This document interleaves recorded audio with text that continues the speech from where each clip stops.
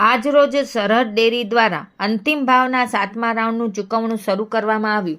સરહદ ડેરી સંયોજિત દૂધ મંડળીના પશુપાલકોને ડાયરેક્ટ બેનિફિટ ટ્રાન્સફર મારફતે અંતિમ ભાવનું ચૂકવણું કરવામાં આવ્યું. આ બાબતે સરહદ ડેરીના ચેરમેન વલમજીભાઈ હુંબલે જણાવ્યું કે આજે સરહદ ડેરીએ ઐતિહાસિક 45 કરોડ રૂપિયા અંતિમ ભાવ માટેના 7મા રાઉન્ડનું ચૂકવણું કરવામાં આવ્યું છે. કેન્દ્ર સરકારના સહકારથી સમૃદ્ધિ પ્રોજેક્ટ અંતર્ગત સરકારની સૂચના મુજબ આજે 60 દૂધ મંડળીઓના 3750 પશુપાલકોને 2,75,00,000 રૂપિયા સીધા તેમના બેંક ખાતામાં ચૂકવી આપવામાં આવ્યા છે. આ સાથે અત્યાર સુધીમાં 617 દૂધ મંડળીઓના 46,400 પશુપાલકોને 33,28,00,000 રૂપિયા ચૂકવ્યા છે.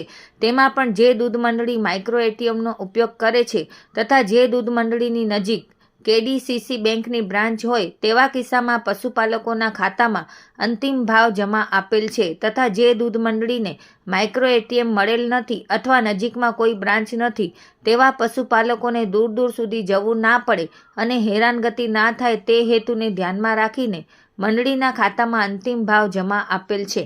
વધુમાં તેઓએ જણાવ્યું કે જે મંડળીઓની અંતિમ ભાવની સાધનિક કાગળ સાથેની ફાઇલ ચાંદ્રાણી ઓફિસે મળી ગયા બાદ તથા ખાતા નંબરનું સેન્ટર ઇન્ચાર્જ મારફતે વેરિફિકેશન થઈ ગયા બાદ અંતિમ ભાવ વિતરણનો 8મો રાઉન્ડ શરૂ કરવામાં આવશે. આ સાથે સરહદ ડેરીના ચેરમેન વલમજીભાઈ હુંબલ દ્વારા આગામી દિવસે આવતા ભાઈ બહેનના સ્નેહનું પ્રતીક રક્ષાબંધનની હાર્દિક શુભેચ્છાઓ પાઠવવામાં આવી હતી.